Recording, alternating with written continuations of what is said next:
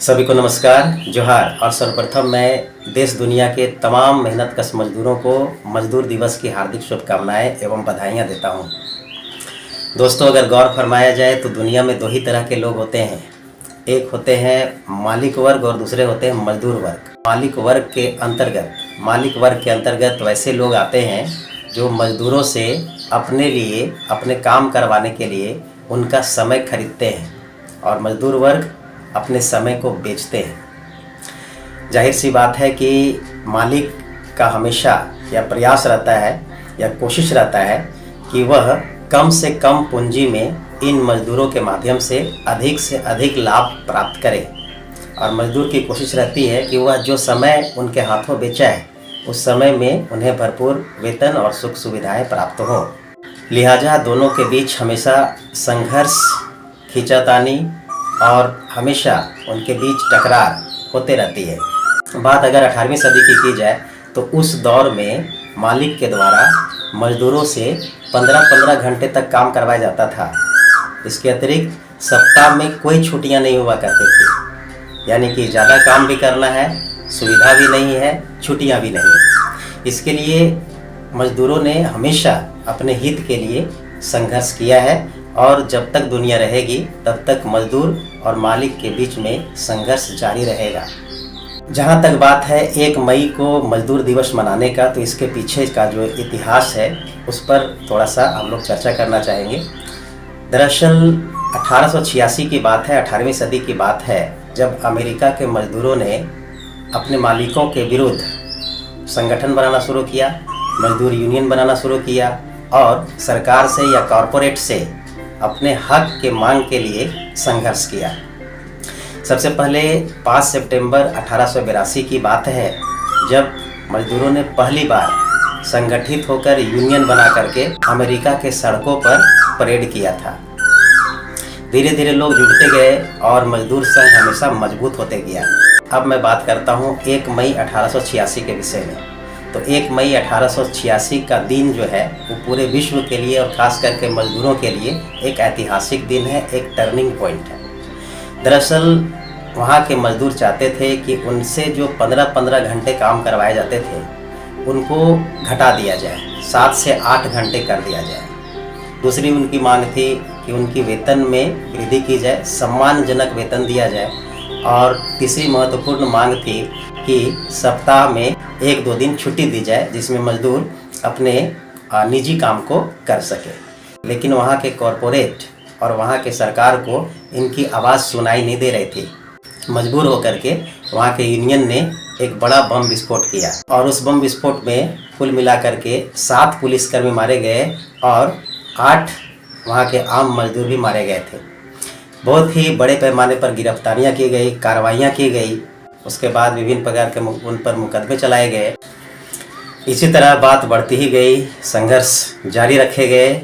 मजदूर लोग कभी परेड के माध्यम से या कभी धरना प्रदर्शन के माध्यम से, कभी हड़ताल के माध्यम से अपनी मांग पर अड़िग रहे। तकरीबन 8 साल के बाद 1894 में वहाँ के जो रेल फैक्ट्रियों में काम करने वाले मजदूर लोग थे, उन्होंने एक व्यापक हड़ताल कर दिया। और हड़ताल का असर यह रहा कि वहाँ के तत्कालीन राष्ट्रपति को इनके 1 मई को सरकारी छुट्टी घोषित करने के लिए बाध्य होना पड़ा। धीरे धीरे करके मजदूरों के हित में बहुत सारे बदलाव किए जाने लगे। सरकार झुकती गई, कॉरपोरेट झुकती गई, क्योंकि उन्हें पता था उनकी जो अर्थव्यवस्था है, उनका जो इनकम है, वह इन मजदूरों के बदौलत ही है। अगर मजदूर काम नहीं करेंगे तो आपका कोई भी अस्तित्व नहीं है। इस तरह से संघर्ष किया जाते रहा, और 1 मई का जो तिथि है वह पूरे विश्व में ऐतिहासिक हो गया। और इस तरह 1 मई का जो तिथि है वह मजदूरों के इतिहास में एक माइलस्टोन बन गया, एक टर्निंग पॉइंट बन गया। यही कारण है कि ज़्यादातर देशों में 1 मई को मजदूर दिवस के रूप में मनाते हैं, और इस दिन को मजदूरों के प्रति सम्मान और उनके संघर्षों को याद करते हैं और उन्हें सम्मान व्यक्त करते हैं।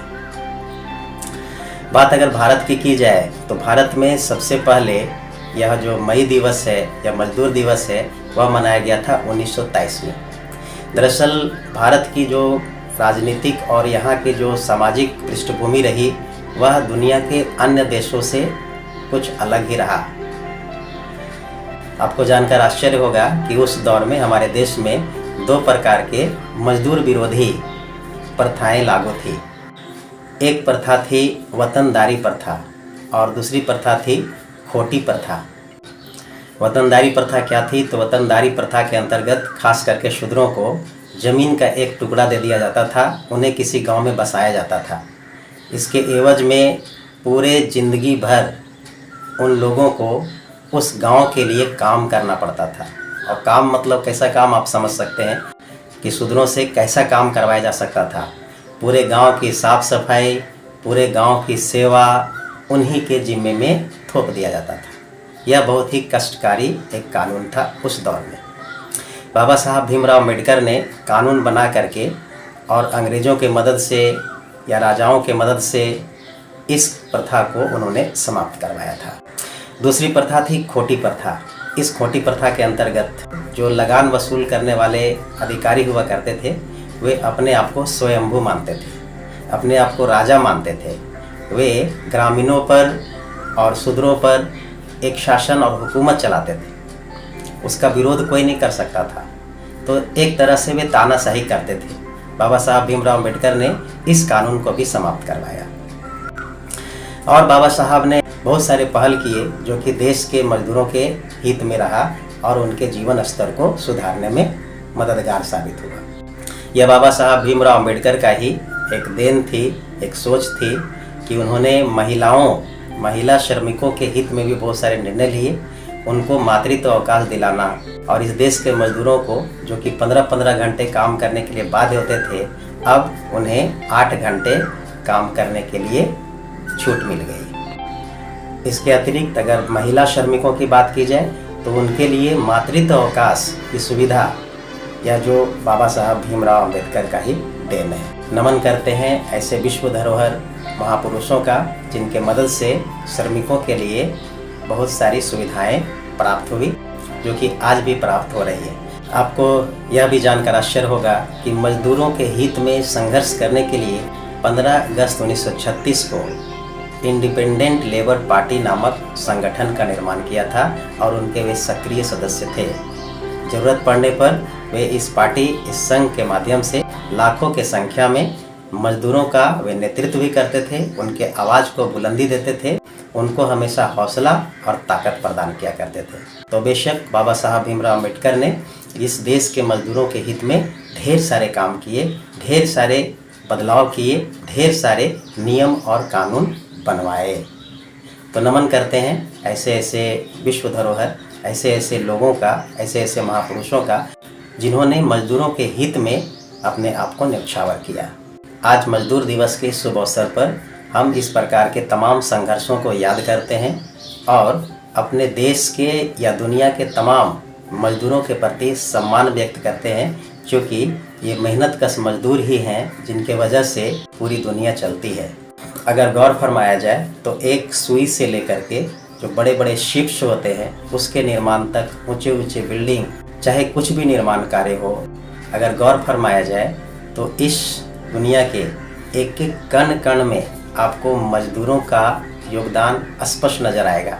मजदूरों के खून पसीने स्पष्ट देखे जा सकते हैं। मसलन यह पूरा धरती मजदूरों की वजह से है। हमें मजदूरों का सम्मान करना चाहिए और ऐसे संघर्षशील मजदूर जिनके वजह से मजदूरों के हित में निर्णय लिए गए उन तमाम महापुरुषों, उन तमाम नेताओं को भी हम आज के दिन में नमन करते हैं और सबसे निवेदन भी करते हैं कि आप जिस मजदूर को अवहेलना करते हैं, उन्हें तिरस्कार की दृष्टि से देखते हैं, तिरस्कृत करते हैं, कोशिश करें कि इन मजदूरों को मान सम्मान दें। उन्हें भी इज्जत की दरकार है, क्योंकि वे हैं तभी हम हैं और हमारा अस्तित्व इन मजदूरों पर ही टिका हुआ है।